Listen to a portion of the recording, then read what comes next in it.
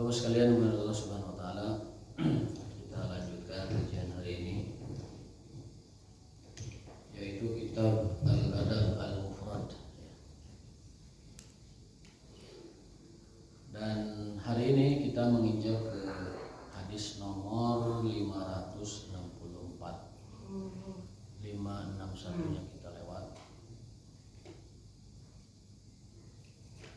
Nah, dan sebelum 564 kita ke 563 dulu.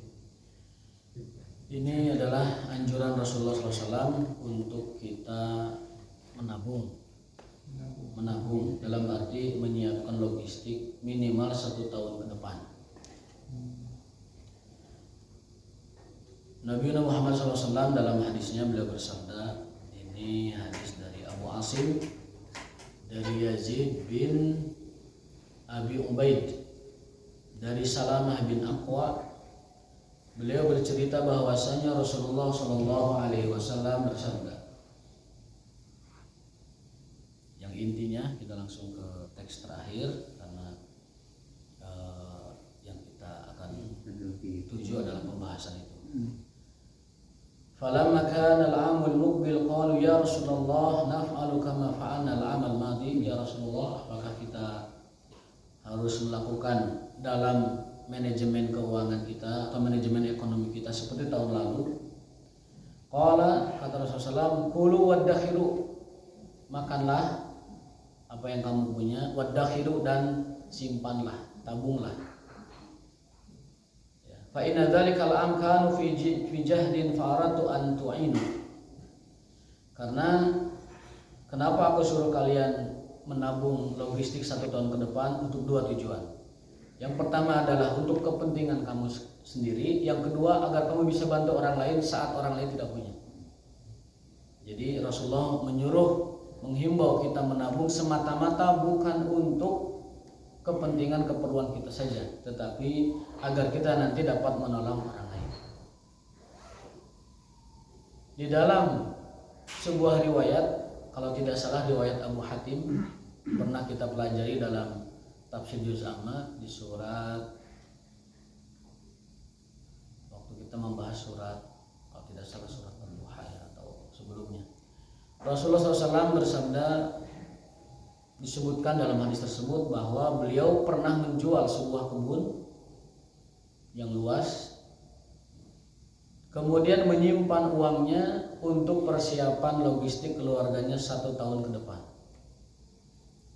Jadi hadis itu menguatkan hadis ini, bahwasanya kita dihimbau, dianjurkan, bahkan kalau lihat redaksinya diperintahkan agar kita memiliki simpanan, memiliki cadangan logistik, cadangan pangan itu 1 tahun ke depan. Tujuannya adalah 2. 1, untuk kepentingan kita barangkali tahun depan pada kondisi sulit seperti zaman Covid kemarin.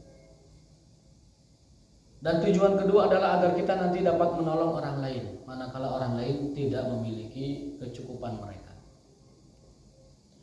Itu hadis Rasulullah SAW nomor 563. Jadi gimana caranya kalau begitu? Caranya adalah setiap penghasilan kita bulanan ada sebagian yang disimpan untuk 12 bulan ke depan. Jadi pendapatan kita bulanan hendaknya disimpan sebagian untuk menyiapkan cadangan pangan 12 bulan ke depan. Jadi disimpan sampai kita punya jumlah untuk 1 tahun. Apabila kita tidak ngapa-ngapain tapi masih bisa punya kekuatan pangan begitu, ketahanan pangan, itu lebih baik daripada kita tidak menyiapkan apa-apa.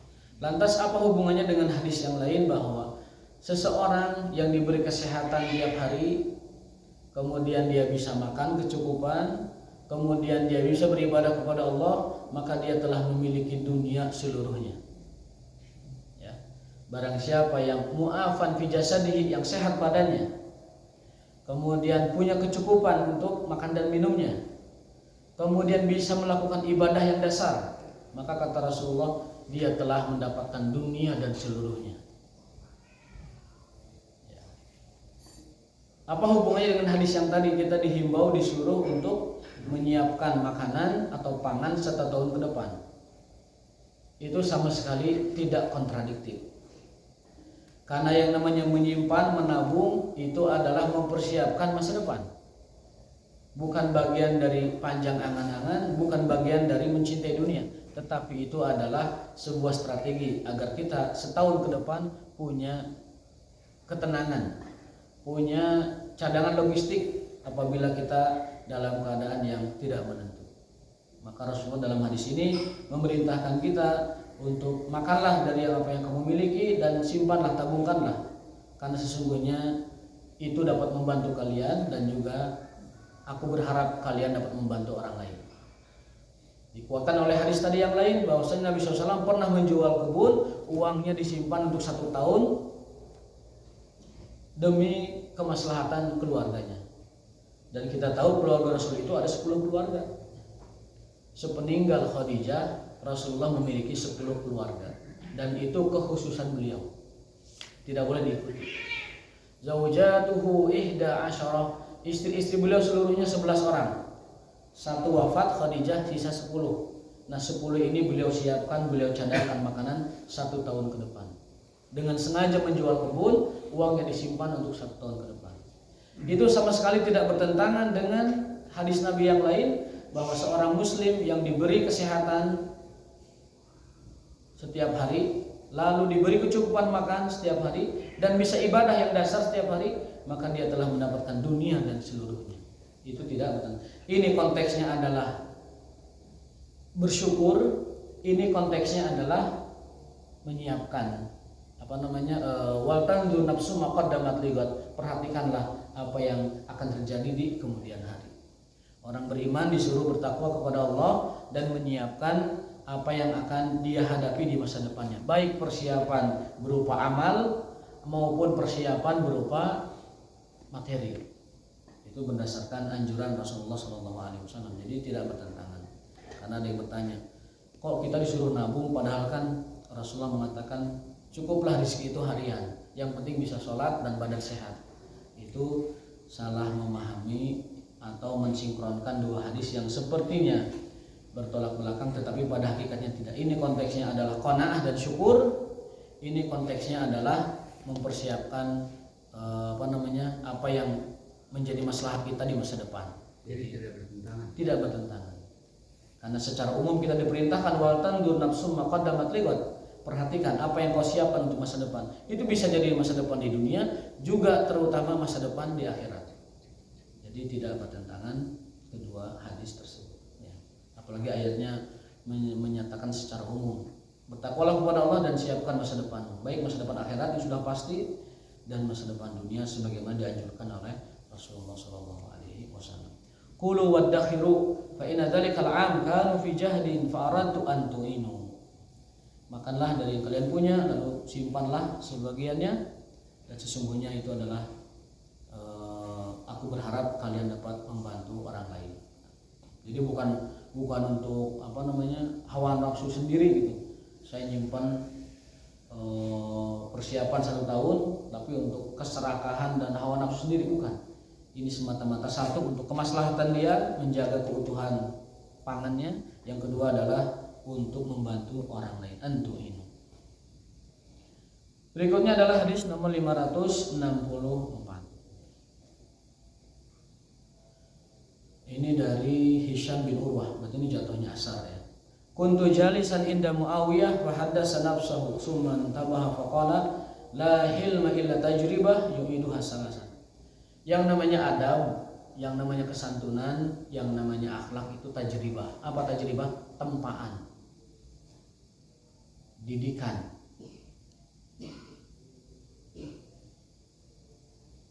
Yang namanya akhlak itu sifat karakter itu adalah tempaan.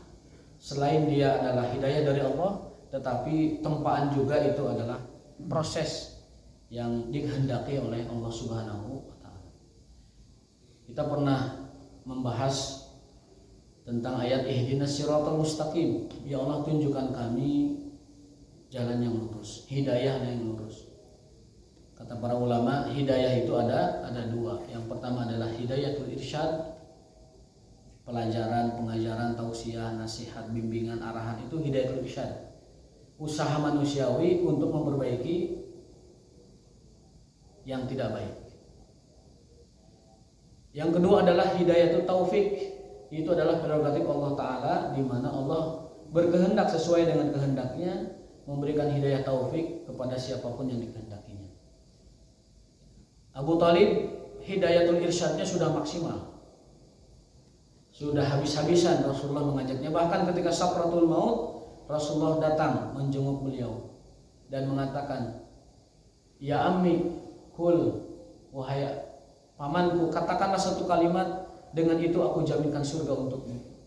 Kalimatnya sederhana, la ilaha illallah. Tetapi Abu Thalib dengan segenap jasa dan kebaikannya kepada Rasulullah, perlindungannya dan perannya kepada dakwah Islam, namun Allah tidak berkenan memberikannya hidayah. Lalu Allah berfirman, "Innaka la tahdi man ahbabta, walakin Allah yahdi man yasha." Wahai Muhammad, kamu tidak dapat memberi hidayah bahkan pada orang yang sangat kamu cintai. Tetapi Allah yahdi man yasha, memberikan hidayah kepada orang yang dikehendakinya. Jadi kewajiban kita hanya hidayatul irsyad. Hidayatul taufiknya adalah prerogatif Allah Subhanahu wa taala. Yang kita bisa lakukan adalah berdoa, memohon kepada Allah agar Allah memberikan hidayah taufiknya kepada orang yang kita ajak, orang yang kita dakwai. Jadi tidak usah kecewa, tidak usah putus asa. Kewajiban kita hanya menyampaikan, ya. Tidak lebih dari itu. Kadang kita suka kecewa, geus dibejaan sabaraha kali teu ngarti keneh wae. Sudah disampaikan hadisnya, teu nerap keneh wae. Sudah dikasih tahu kaifiatnya, angger saja. Ya udah disampaikan. Tinggal kita memohon kepada Allah, mudah-mudahan yang kita sampaikan dipahami dengan baik dan diamalkan sebagaimana mestinya. Ya, soalnya kalau nggak gitu kita cepat putus asa. Ya, cepat putus asa. Meskipun ada perkataan ulama, kalau kau mengajar di suatu tempat tidak ada perubahan, lebih baik kau tinggalkan tempat itu. Itu ada pesan ulama. Di antaranya adalah Syekh Utsaimin rahimahullah mengatakan, kalau kita mengajar di suatu tempat lalu tidak ada perubahan di situ, maka tinggalkan, cari tempat lain yang mudah-mudahan lebih menerima Anda dalam merubah kondisi dan situasi yang ada. 3 kali itu. Ya, jadi usaha maksimal, hidayah irsyad maksimal, tetapi pasrahkan hidayah taufiknya kepada Allah Subhanahu wa taala. Jangankan kita, Rasulullah sendiri tidak dapat merubah pamannya.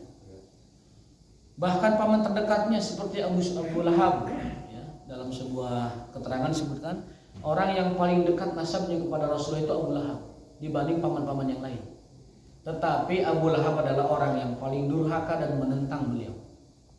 Pekerjaan beliau hanya satu, fokus. Apa? Dia itu, Abu Lahab itu, saya salah beliau ya. Dia itu setiap kali Rasul dakwah di satu tempat dituturkan. Untuk apa? Untuk mengatakan kebalikan dari yang dikatakan oleh Rasulullah. Misalkan Rasul menyampaikan A di satu tempat, dia datangi tempat itu. Palauri sadayana tadi anu ceramah alo abdi. Gelo jelmana. ODGJ nggak usah didengarkan. Ya, itu Abu Lahab. Padahal dia paman terdekatnya dan dia orang yang paling bahagia dengan kelahiran Rasulullah dulu ketika kecil. Sampai-sampai budak jariyah namanya Suwaibah ketika memberitahu, "Tuan, ponakan Anda telah lahir." Itu Abu Lahab saking gembira dan bahagianya langsung dimerdekakan itu budak. "Suwaibah, karena kau telah membawa berita yang baik kepadaku, aku bebaskan kamu dari perbudakan. Kamu jadi orang merdeka." Itu betapa bahagianya Abu Lahab ketika Rasulullah lahir, sampai tidak, tanda petik, tidak sadar membebaskan budaknya, karena budak itu harga yang mahal. Itu bahagianya beliau. Tetapi setelah Rasul tumbuh dewasa dan menjadi seorang Rasul penyampai kebenaran, dia pula orang yang paling menentang dan paling jahat kepada Rasul SAW. Setiap kali beliau dakwah diikuti dari belakang, lalu dikatakan dia ponakanku yang memang lagi masalah. Jangan dengarkan dia, karena yang disampaikannya adalah mimpi-mimpi kosong tentang surga dan neraka, dan yang disampaikannya adalah penghinaan kepada Tuhan-Tuhan nenek moyang kita. Berat sekali kan kalau punya paman seperti itu. Jadi Rasulullah sudah maksimal dakwah irsyad kepada paman-pamannya, tetapi yang masuk Islam hanya 2, Hamzah dan Abbas. sisanya itu tidak masuk Islam alias mati dalam keadaan kafir. Bahkan Abu Lahab divonis dicap oleh Al-Quran sebagai penghuni neraka. Tabat yada Abi Lahabin wa tab ila akhiri al-ayat. Nah, adab itu adalah tempaan. Karakter itu tempaan. Tetapi anehnya akhlak, karakter dan sifat itu secara genetik dapat diturunkan kepada keturunan kita. Ilmu genetika membuktikan bahwa bukan hanya sifat-sifat fisik yang turun kepada anak kita, tetapi sifat-sifat yang berupa karakter dan mental juga turun kepada anak kita. Dan Al-Quran menegaskan itu. Apa yang dikatakan oleh ilmu genetik itu telah Al-Quran sebutkan ribuan tahun yang lalu kepada Rasulullah SAW. Di antaranya adalah bantahan Allah tentang tuduhan orang Yahudi bahwa Maryam itu perawan suci melakukan perbuatan asusila. Itu di ayat itu diceritakan bahwa maka abuki mura'asuin wa makanat ummuki baghiyah. Hai Maryam, kamu tidak mungkin berzina karena orang tua bukan berzina. Ayat ini menegaskan bahwa orang tua dapat menurunkan sifat mental dan karakternya kepada anak. Maka hati-hatilah dengan karakter dan sifat kita, dengan akhlak kita, dengan adab kita, karena itu dapat turun kepada anak-anak kita. Baik secara genetik atau secara perilaku mereka mencontoh. Maka ayah pezina kemungkinan besar anaknya juga bisa turun sifat tersebut. Ayah peminum khamar kemungkinan besar anak juga bisa turun sifat seperti itu. Qu anfusakum wa ahlikum nar, jagalah diri kalian dan keluarga kalian dari api neraka. Di antaranya adalah menjaga keluarga kita dengan kita menjaga diri kita sendiri. Karena sifat dan akhlak kita, karakter kita berdasarkan Al-Quran dan berdasarkan ilmu genetika dapat turun sifat karakter tersebut kepada keturunan kita. Maka ingin anak soleh, ingin anak solehah, diperhatikan dari kitanya terlebih dahulu. Maka akan turun sifat tersebut kepada anak-anak kita. Itu hadis nomor 560 Pak. 565 kurang lebih sama, 565 sungguh sama ya, 1 dan 2 bagian, ada 2 bagian. Berikutnya hadis nomor 566 tentang bab man at'ama akhwan lahu fillah. Bab tentang keutamaan memberi makan saudara fillah, artinya saudara sesama muslim. Ini ada asar dari Ali bin Abi Thalib, beliau berkata, an Ali ibn Abi Thalib radhiyallahu ta'ala anhu qala la an ajma'a nafaran min ikhwani ala sa'in aw sa'aini min ta'amin ahabbu ilayya min an akhruja ila suqikum fa'u'tiku raqabatan. Kata Ali bin Abi Thalib, sungguh bagiku mengajak makan seorang dua orang dari temanku lebih aku sukai, lebih aku cintai daripada aku bebaskan budak. Kita tahu membebaskan budak itu pahalanya setara dengan puasa 2 bulan berturut-turut. Membebaskan budak sahaya pahalanya sama dengan puasa 2 bulan berturut-turut. Kata Ali bin Abi Thalib, bagiku lebih baik, lebih aku cintai, lebih aku sukai mengumpulkan teman-teman ngajak makan daripada membebaskan seorang budak. Aku pergi ke pasar, aku beli budak dan aku bebaskan. Bagiku lebih baik aku kasih makan teman-teman daripada membebaskan budak. Dan di sini diterangkan oleh para ulama fadilah keutamaan membebaskan budak, dan sekarang tidak ada sahaya itu, budak tidak ada. Tetapi keutamaan membebaskan budak adalah setara dengan 2 bulan puasa berturut-turut. Artinya apa? Ngajak makan teman pahalanya sama dengan puasa 2 bulan berturut-turut. Berdasarkan hadis ini.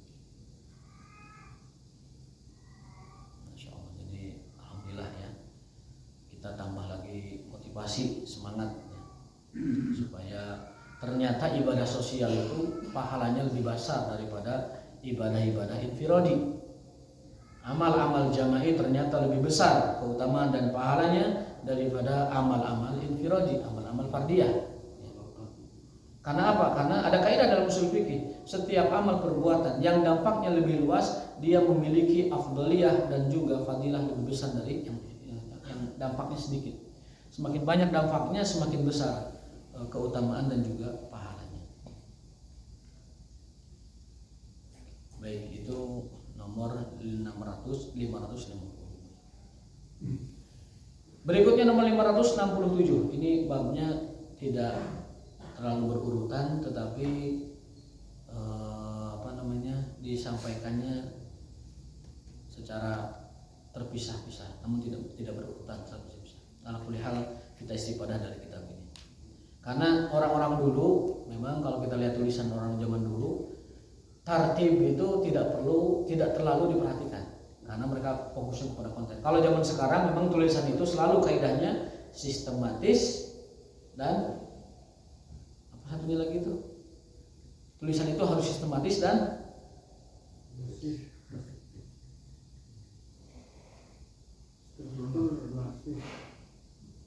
nggak. Kalau kita nulis di kampus itu ada kedua kaidah tuh, tulisan itu harus sistematis dan ini kemalah nih. Bismillah.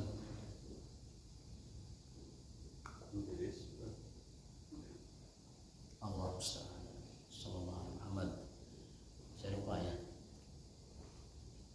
Pokoknya runut dan sistematis lah gitu ya. Kalau orang zaman dulu, bahkan saya kan ngajar sastra ya, ngajar adab di Marat itu. Tulisan orang dulu itu dia agak acak gitu. Kadang bab ini loncat ke bab lain, balik lagi ke bab itu, loncat lagi. Itu biasa dalam tulisan orang dulu, biasa. Sebagai kekhasan dan ciri khas tulisan-tulisan orang zaman dulu. Silahkan lihat kitab-kitab orang dulu, itu selalu begitu. Tidak terlalu berpacu kepada tadi tartil dan juga sistematika dan logis. Ya, Sistematis dan logis. ada istilah lain bukan logis sebenarnya, apa ya? Sistematis dan konseptual dan sistematis. Orang dulu tidak terlalu fokus kepada hal semacam itu, namun lebih menitik beratkan kepada isi.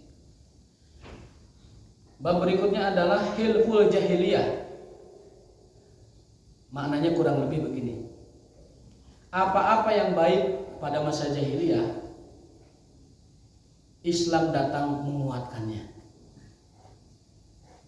Di antara contohnya adalah hadis Nabi SAW, syahidtu ma'a umumati hilfat mutayyibin, fama uhibbu an ankuthahu wa anna li humran ni'am.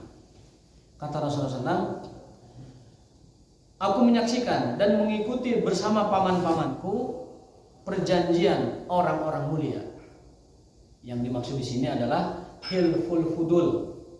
Ada sebuah traktat, sebuah fakta, sebuah perjanjian di bangsa Quraisy ketika Rasulullah muda, itu namanya hilful fudul. Hilful fudul itu adalah, kalau kita bahasakan bebasnya, itu perjanjian atau kesepakatan orang-orang mulia. Jadi ashabul fudul, orang-orang mulia, orang-orang hebat, para negarawan Quraisy bersepakat di dalam satu traktat, satu perjanjian namanya hilful fudul. Isi dari hilful fudul itu adalah setiap pemuka kabilah Quraisy bersepakat untuk menghentikan perang saudara di antara mereka. Karena sebelumnya ada perang terjadi 40 tahun di bangsa Quraisy yang gak berhenti-berhenti, turun-temurun. Karena kita tahu bangsa Arab itu bangsa yang hobi berperang. Mereka itu sangat senang berperang. Jadi kalau ada celah untuk berperang, atau bangsa Arab, ayo mah bagian orang nuker ieu mah gitu. Cikuai. Pokoknya mah perang mah spesialis mereka. Sampai ada istilah, kalau mereka tidak berperang harus nyari alasan gimana caranya biar perang. Mungkin dengan balap onta, yang kalah nanti ribut, perang aja itu bertahun-tahun. Namun balap kuda, yang kalah itu nggak terima, ribut, nanti bertahun-tahun kabilahnya itu perang. Yang penting punya musuh. Yang penting punya musuh. Karena dengan punya musuh, kabilah itu terjaga kehormatannya. Dengan musuh, sukunya itu terjaga kewibawaannya. Maka disebutkan bangsa Arab itu bangsa yang hobi berperang. Kalau udah bab perang, udah Arab jangan ditanya pokoknya. Khususon mereka. Hobi berperang. Makanya sekarang yang terjadi tidak aneh. Mereka memang mentalnya begitu, terdidiknya keberanian, patriotisme, perjuangan, revolusioner, melawan kezaliman, tidak mau ditindas. Itu orang Arab. Bangsa Quraisy seumur hidupnya tidak pernah ditindas oleh kerajaan dan peradaban manapun. Romawi tidak sampai kepada mereka, Persia tidak sampai, Gasasan tidak sampai, Najasyi tidak sampai, Abraha tidak sampai. Quraisy punya kehormatan dan kebanggaan bahwasanya lebih baik mati daripada hidup dalam penjajahan. Al-maniyatu walad daniyah. Dalam sebuah syair jahili, syair Pak Islam ada ungkapan seperti itu. Halikun ma'dur khairum min najin farur. Mati binasa demi menjaga wibawa bangsa Quraisy saat itu lebih baik daripada hidup terhina di bawah penjajahan orang lain. Tertusuk di leher dengan lubang menganga lebih aku cintai daripada tertusuk di bagian belakang punggungku. Artinya apa? Mati ketika menghadapi ke depan lebih baik dan aku cintai daripada mati ditombak dari belakang saat kabur gitu. Luar biasa. Jadi kita dapat mengetahui hal itu dari syair-syair mereka. Syair-syair jahili mereka itu menceritakan betapa keberanian mereka, lebih baik mati daripada hidup terhina dan semua orang hidup di atas kebanggaan dan patriotisme sukunya masing-masing. Islam datang, kalau yang baik dikuatkan, kalau yang tidak baik dikoreksi. Di antara yang Islam kuatkan itu adalah hilful fudul. Hilful fudul itu adalah sebuah perjanjian orang-orang Quraisy, pemuka-pemuka Quraisy yang disebut dengan al-mutayyibin, orang-orang baik, al-fudul, orang-orang hebat, negarawan-negarawan hebat. Mereka bersepakat untuk menghentikan peperangan. Lalu Rasul menceritakan itu kepada para sahabat setelah Islam datang. Beliau mengatakan, demi Allah, andaikan aku saat itu sudah seperti ini menjadi nabi, aku akan menjadi orang pertama yang menyetujui dan bersepakat seperti yang disepakati oleh paman-pamanku bangsa Quraisy itu. Karena apa? Karena Rasul melihat perjanjian fudul itu luar biasa baiknya. Meskipun itu terjadi zaman jahiliyah, tapi makna dan pesannya itu mulia, menghentikan perang saudara di kalangan bangsa Quraisy. Dan beliau bersabda, andaikan aku diajak berunding dan berdamai setelah aku jadi Islam ini, maksudnya setelah ada dalam keadaan masyarakat Muslim, aku akan pertama kali menyambut kesepakatan tersebut. Jadi di dalam tambahannya bahkan wa anna li humraniam, lebih aku sukai daripada aku memiliki onta merah. Jadi istilah Arab itu kalau menyebut onta merah itu sesuatu yang mahal dan berharga. Dalam hadis lain beliau bersabda, la an yahdiyallahu bika rajulan wahidan khairun laka min humrin. Kau mengajak seseorang berbuat baik dan dia dapat hidayah, itu jauh lebih baik daripada kau mendapatkan unta merah. Jadi kita ngajarin, nunjukin orang berbuat baik lalu dilakukannya, itu jauh lebih baik daripada kamu mendapatkan humraniam, onta merah. Onta merah itu sekarang Mercy terbaik lah, Mercy terbaru di kelas. Itu lebih baik, kan paling mahal onta merah. Sesuatu yang paling mahal yang dimiliki oleh orang Arab di antara kendaraan itu adalah humraniam, unta merah. Ya, kalau sekarang tuh kendaraan terbaik ya apa kira-kira? Apa Lexus ya? Lexus terbaru mungkin yang sekian M. Nah, itu kata Rasul, lebih baik bagimu mendapatkan satu orang yang kamu ajak baik dakwah gitu daripada kamu mendapatkan unta merah. Hadis riwayat Ahmad, Hakim dan disahihkan oleh Albani rahimahullah taala. Jadi kesimpulannya, apa-apa yang baik di masa jahiliyah itu Islam mendukung dan menguatkannya. Makanya ada hadis khiyarukum fil jahiliyah khiyarukum fil Islam. Orang yang sudah baik di masa jahiliyah ketika masuk Islam akan lebih baik. Khalid di masa jahiliyah panglima yang kuat, ketika masuk Islam malah lebih hebat lagi. Umar di masa jahiliyah memimpin, di masa Islam memimpin, lebih hebat lagi. Jadi kata Rasul, kesimpulannya gini, an-nasu ma'adin, manusia itu barang tambang. Emas di masa jahiliyah, ketika masuk Islam emas lagi. Kalau kata orang Sunda mah, emas mana jangan ditaruh di cumbluk, oke, tetap emas. Namun diusap, dioles dengan air yang bersih, kilau emas akan muncul lagi. Begitupun manusia. An-nasu ma'adin. Manusia itu layaknya barang tambang. Emas tetap emas dimanapun dia ditempatkan. Jahiliyahnya dia emas, masuk Islam tetap emas. Jahiliyahnya memimpin, masa Islam tetap memimpin. Tidak ada orang jahiliyah hebat memimpin, mulia, dimuliakan, masuk Islam jadi merosot, tidak ada. Jadi Islam senantiasa menguatkan dan memberikan ruang, bahkan memberikan tempat kepada orang-orang seperti itu, hal yang sama bahkan lebih baik di masa sebelumnya. Yaitu hilful fudul. Secara sosial kita lihat aspek sosialnya. Pernikahan yang terjadi di masa jahiliyah lalu Islam datang tidak diulang lagi dengan akad baru. Selama pernikahan jahiliyahnya ikut pernikahan yang secara fitrah itu benar gitu. Kita tahu pernikahan jahiliyah itu kan ada 5 bentuk, sudah kita jelaskan. Ya, yang dikuatkan oleh Islam itu yang sekarang kita dengan 6 rukun itu, mempelai laki-laki, perempuan, wali, saksi, ijab kabul dan mahar, 6, ya kan? Dan apa yang terjadi pernikahan di zaman jahiliyah yang sesuai dengan ketentuan itu tidak nikah lagi di masa Islam. Artinya sudah sah secara hukum Islam. Berarti kita tidak boleh asal menolak saja dari siapapun. Selama itu baik kita terima. Ya, misalkan ada dari non muslim sebuah kesepakatan, sebuah ajakan, sebuah seruan, tapi maknanya itu baik gitu. Maknanya itu secara fitrah itu lurus.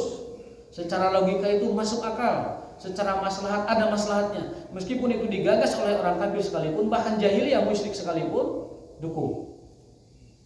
Dan Rasul mengatakan, aku adalah orang pertama yang akan menyambut seruan paman-pamanku dulu masa jahiliyah ketika ada perjanjian penghentian perang saudara di antara mereka. Jadi itulah Islam. Islam tidak menolak mentah-mentah, menolak habis-habisan apa yang datang dari barat. Islam tidak menolak habis-habisan apa yang datang dari timur, yang datang dari selatan, yang datang dari utara. Selama itu membawa maslahat dan kebaikan, lurus secara fitrah, benar secara logika, dan juga maslahat untuk kalangan orang banyak. Perkara iman nanti ada babnya lagi.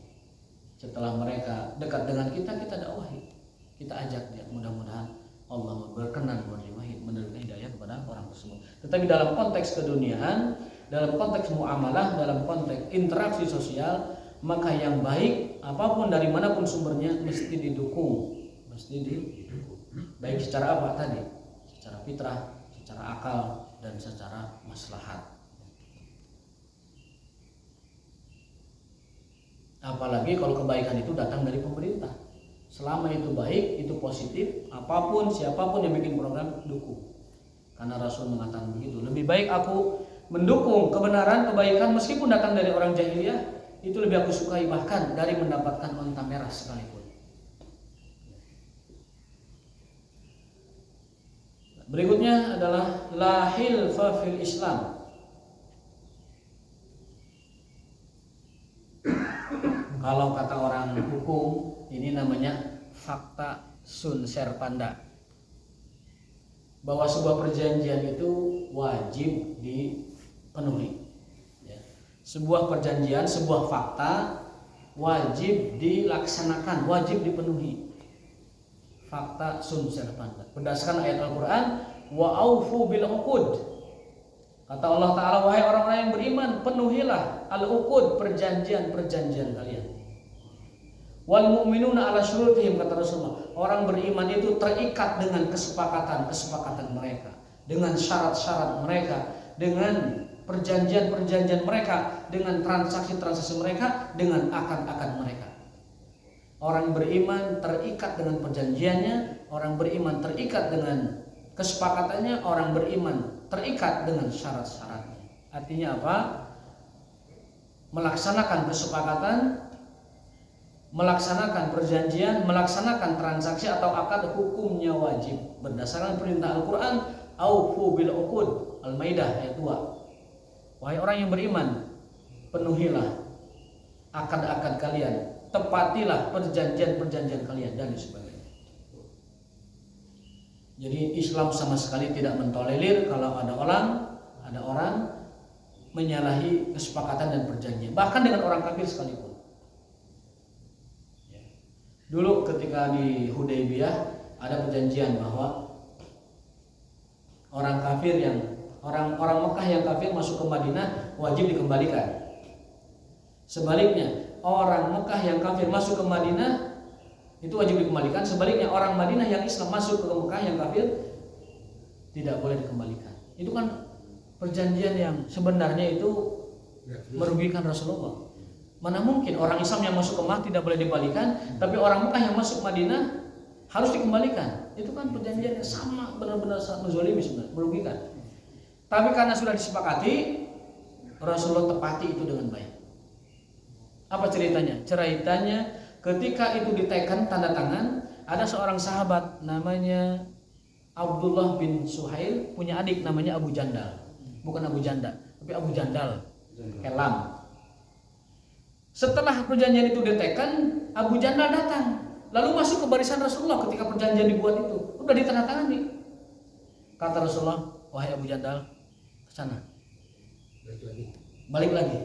Kenapa ya Rasulullah? Bukankah aku beriman? Bukan aku mengimani engkau, bersyahadat kepada engkau. Kenapa kau biarkan aku bersama orang kafir? Kata Rasulullah apa? Sudah diteken. Akhirnya Abu Jandal dikembalikan kepada orang Quraisy. Itu hebatnya Islam, menepati perjanjian bahkan ketika merugikan. Kalau memang sudah disepakati, wajib ditaati. 10 tahun gencatan senjata. Di antara butir Hudaybiyah 10 tahun gencatan senjata.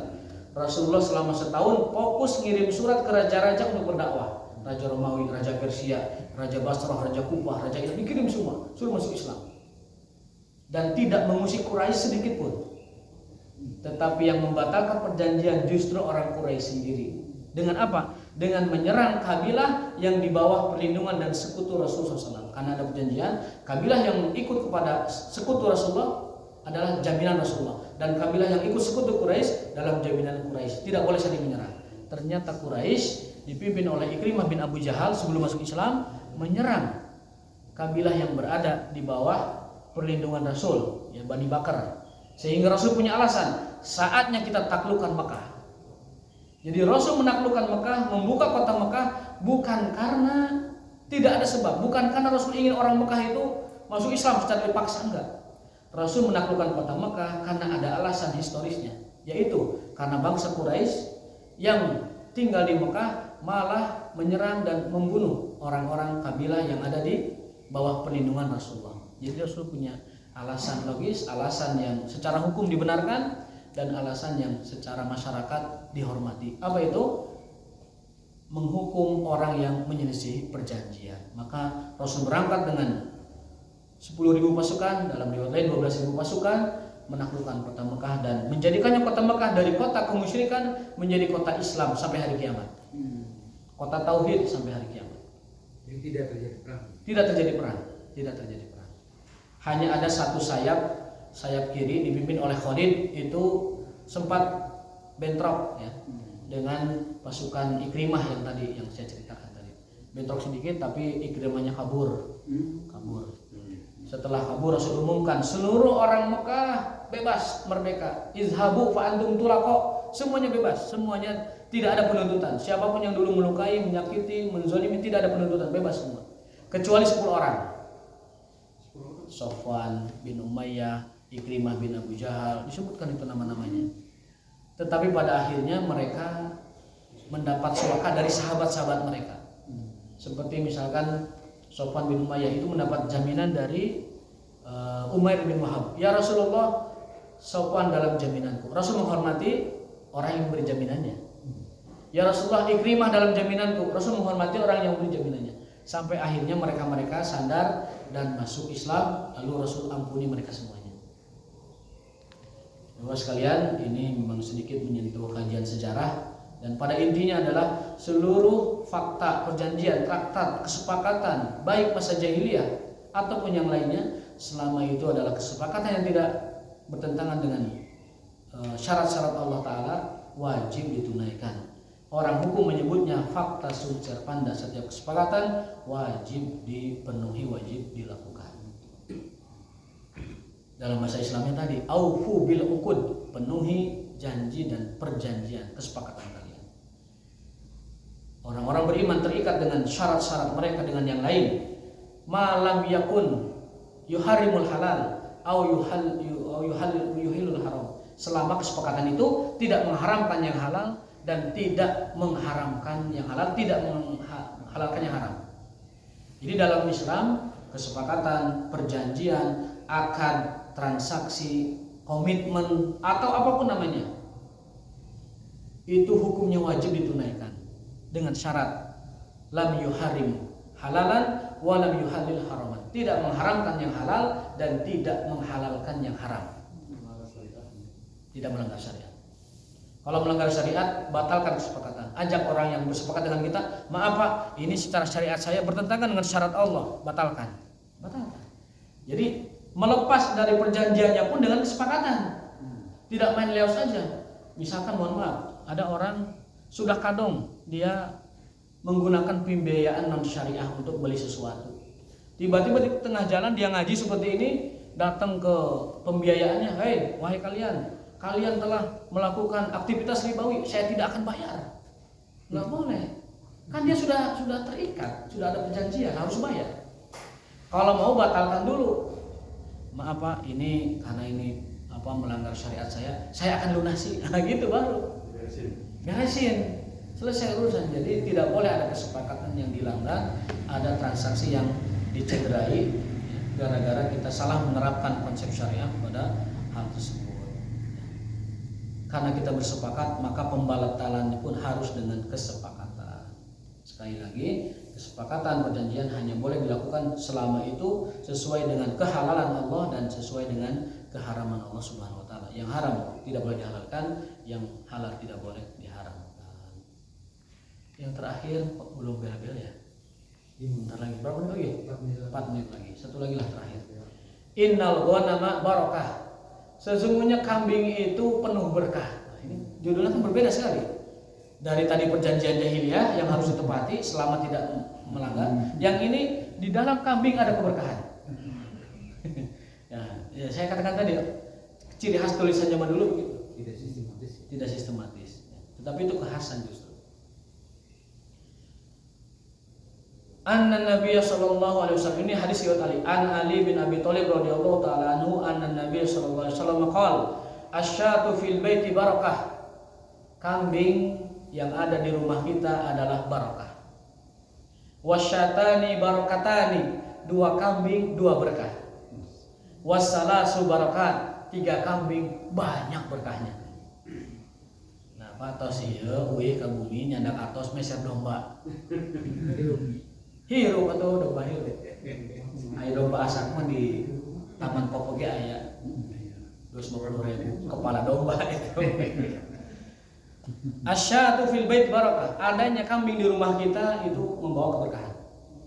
Tentunya berkahnya dari Allah, tetapi Rasulullah menyampaikan kalau kita punya kambing itu pengundang barakah. Wasyatani barakatani. 2 kambing 2 berkah. Salas dan 3 kambing barokat, berkah yang banyak. Dalam hadis lain, fil ghanami barakah, di dalam ghanam, di dalam kambing ada keberkahan. Jadi nanti pulang Pak, meser kambing ikat di depan pintu. Ya, prakteknya mah disesuaikan dengan kondisi kita masing-masing. Tidak saklek memahami hadis, kemudian tiap kita nginggu domba. Maksudnya adalah kalau kita ada keluasan rezeki, ada tanah yang luas, punya ternak, maka usahakan domba mah ada. Domba apa kambing? Sama aja. Sama aja. Domba mau kambing, yang penting ulah kucing ya potong. Kucing lagi diburu. Bahkan di hadis lain, Rasul kufri nahwal masyriq, kekufuran kemusyrikan itu adanya di timur. Artinya apa? Menyembah matahari. Karena kata para ulama menjelaskan hadis seperti ini, induk dari kemusyrikan dan kekafiran itu 2. 1, al-ghulu fi sholihin, kultus pada orang-orang soleh yang berlebihan, dan yang kedua adalah apa tadi? Mengagungkan bintang dan benda langit. Matahari lah, planet lah, kemudian apa itu? Zodiak lah, segala macam. Sumber induk dari kemusyrikan itu 2. Yang pertama adalah berlebihan dalam mengkultuskan orang soleh, yang kedua tadi mengagungkan benda-benda langit. Maka Rasul bersabda, ar-ra'sul kufri nahwal masyriq. Induk dari kekufuran adalah yang ada di timur. Bisa jadi wilayah timur, bisa jadi itu adalah maksudnya adalah matahari yang mewakili benda langit. Karena banyak orang yang menjadi kufur dan musyrik karena mengagungkan matahari. Wal fakhru wal khuyala fi ahli al-khayli wal ibil. Dan biasanya kendaraan yang membawa kepada khuyala, rasa adigung-adiguna, rasa sombong, rasa takabur, itu ada pada kuda dan onta. Berarti kendaraan itu dapat membawa pelakunya membawa perilaku pada kesombongan. Kendaraan dapat membawa pelakunya kepada kesombongan dan al-khuyala, ketakaburan. Semakin bagus kendaraan, semakin sombong seseorang. Meskipun illa man rahimah rabbuh tentunya, kecuali orang-orang yang Allah rahmati. Selalu ada pengecualian. Wal fadanin ahlil wabar wasakinatu fi ahlil ghanam. Dan ketentraman itu ada pada ahli ghanam. Ada pada apa ahli ghanam itu ya? Pemilik kambing. Jadi yang punya kuda dan onta biasanya suka sombong. Tapi yang punya domba mereka lebih tentram. Sakinah wasakinah fi ahlil ghanam. Hadis ini disahihkan oleh Albani dan ada di dalam Sahih Bukhari. Jadi semakin keren kendaraan biasanya tadi menghembuskan hawa kesombongan dan ketakaburan. Semakin sederhana, semakin dia terjaga dan semakin tentram dirinya. Illa man rahimah rabbuh, kecuali yang Allah kecualikan dengan rahmatnya. Hadanallahu wa iyyakum ajmain. Mudah-mudahan bermanfaat dan mudah-mudahan menjadi pengingat kita semua dan menjadi ilmu atau tambahan ilmu bagi kita. Wallahu wali taufik. Subhanallah wa bihamdika asyhadu an la ilaha illa anta astaghfiruka wa atubu ilaik. Wassalamualaikum warahmatullahi wabarakatuh.